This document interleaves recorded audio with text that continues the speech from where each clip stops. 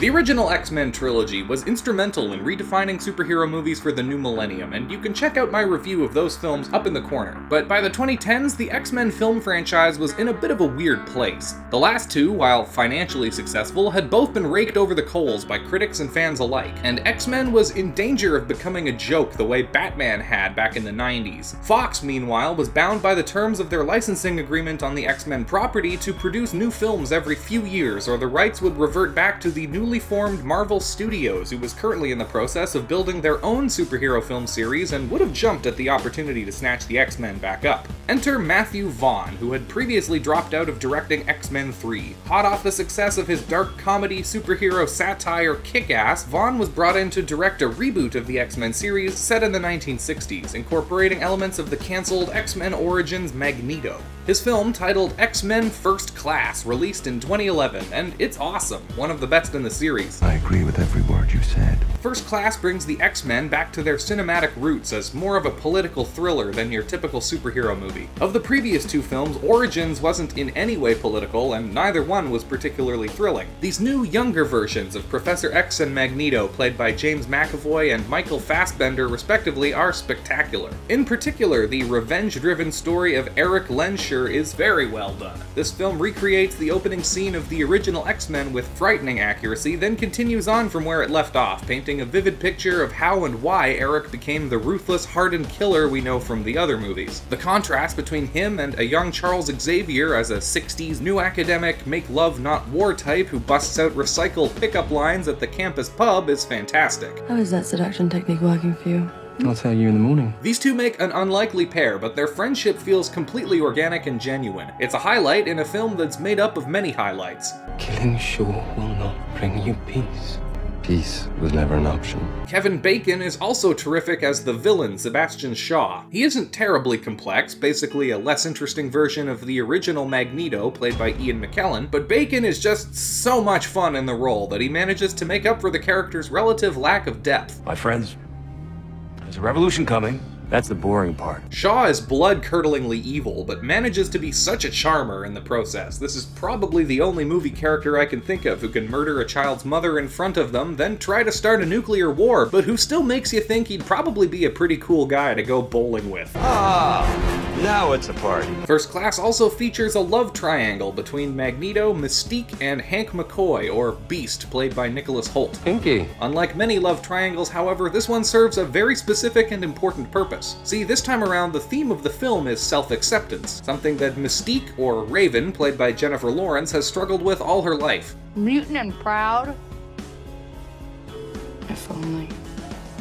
Hank, like Raven, is ashamed of his abnormal appearance and strives to develop a serum for mutants that can make them look more like regular humans. You have no idea what I'd give to feel Normal. Eric, on the other hand, thinks that Raven and all of their kind are perfect just the way they are, encouraging Raven to stay true to herself and to hell with what anyone else thinks. Perfection.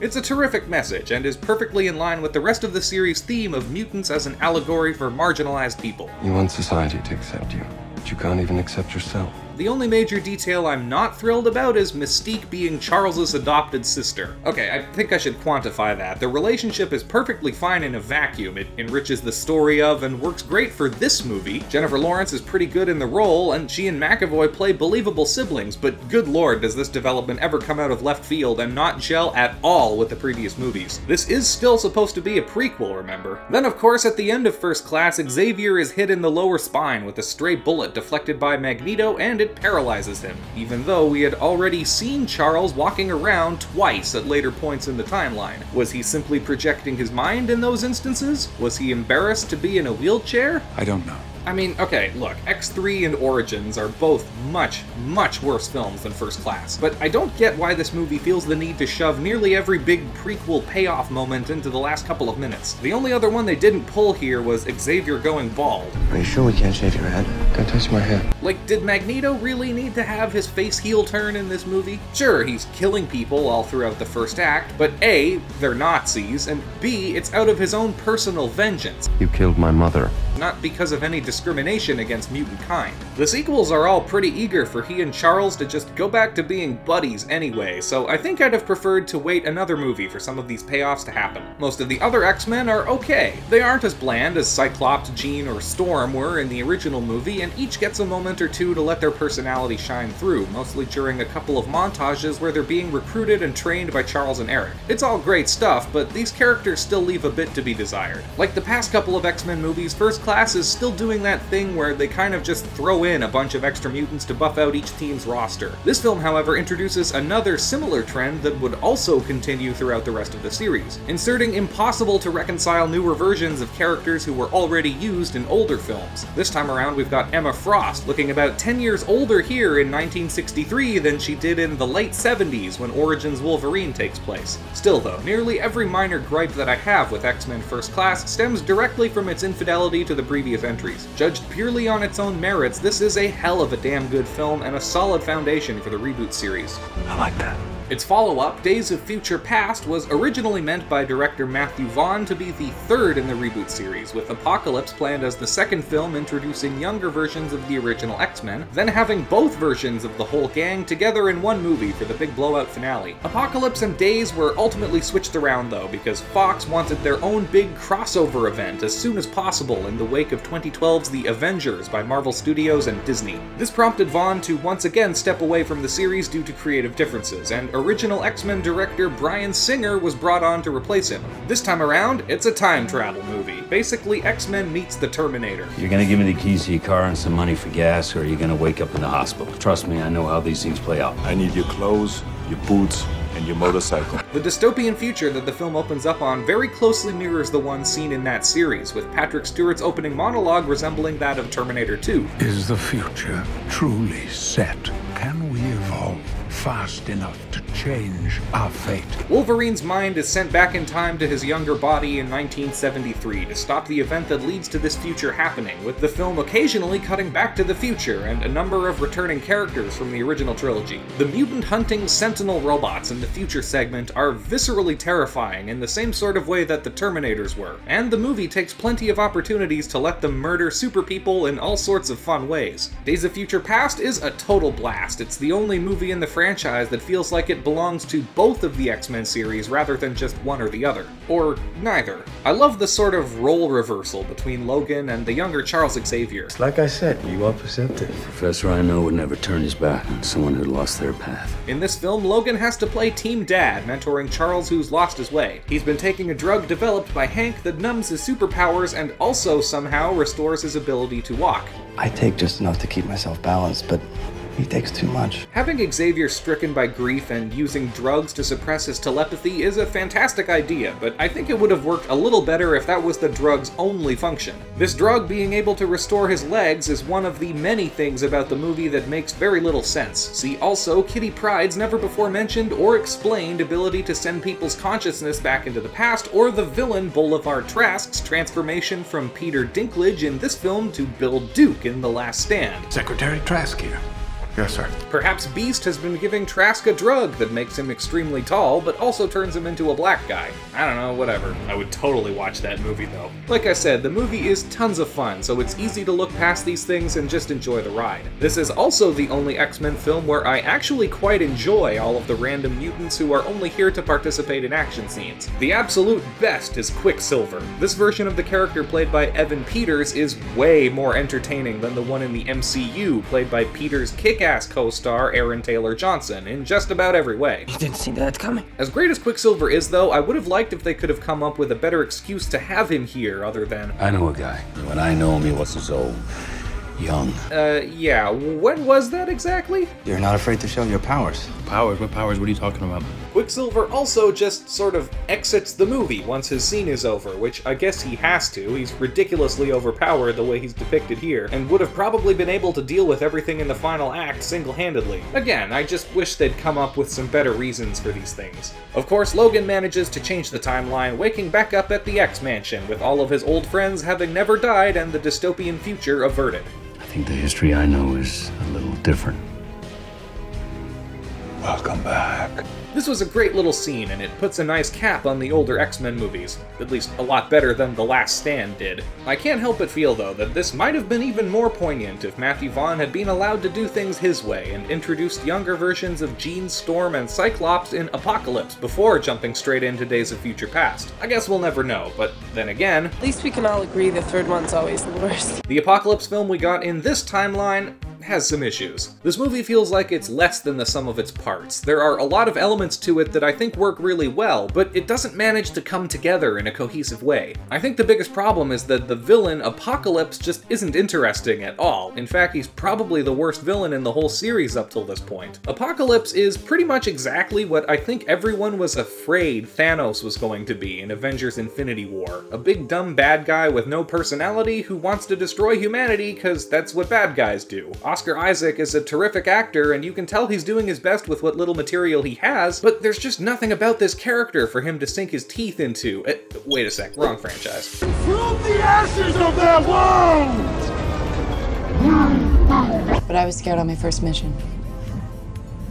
I was on a plane like this with my friends. We called ourselves the XMen.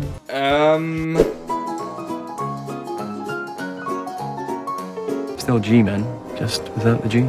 You're X-Men. Come on, guys, I get that you've pretty much disregarded the continuity of the older movies at this point. What the children have affectionately called X-Men. But could you at least try to stay consistent with the other two reboot films? It feels like each of these movies exists in its own little pocket universe that's slightly different from the others in subtle ways. For example, despite a full decade passing in between each movie, the characters never seem to age, like they're in a perpetual state of early 30s, just sliding across decades. There can be only one! Although that is sort of, like, exactly what the characters do in the comic series, so fair enough, I guess. She looks amazing. She's barely aged today. She hasn't aged. Hey, Chuck, have you seen Hank? Dude's gotta be pushing 50 by now. Jennifer Lawrence as Mystique is phoning it way, way in this time around. What? Back when she was introduced in First Class, she was actually pretty good in the role, but as she's become more famous and won more accolades, she's clearly been giving fewer and fewer fucks about these X-Men movies, to the point that they actually have to write her not wanting to be blue into the screenplay. And that's why you're not in your natural blue form.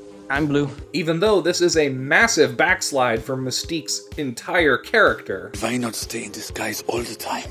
Look like everyone else. Because we shouldn't have to. Never forget, mutant and proud.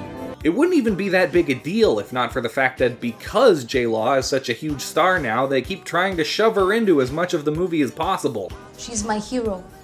I want to be like her. We were filming in Hawaii, there were sacred rocks, and they were, I don't know, they were ancestors, who knows.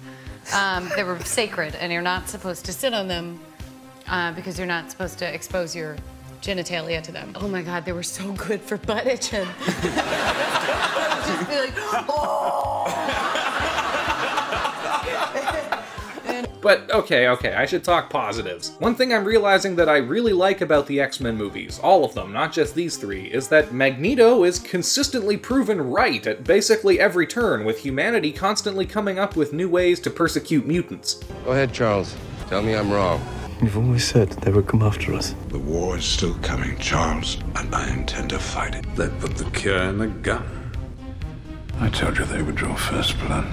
However, this isn't without a tragic irony. Eric is a self-fulfilling prophecy, needlessly escalating his own retaliation against humanity almost every step of the way, and prompting his enemies to do the same. Then when he finally gives up the fight to settle down and just try to live and let live, his past catches up with him, and he curses his fate rather than acknowledge that he's a monster of his own making. Is this what you want from me? I think he might be in some kind of trouble. Real trouble.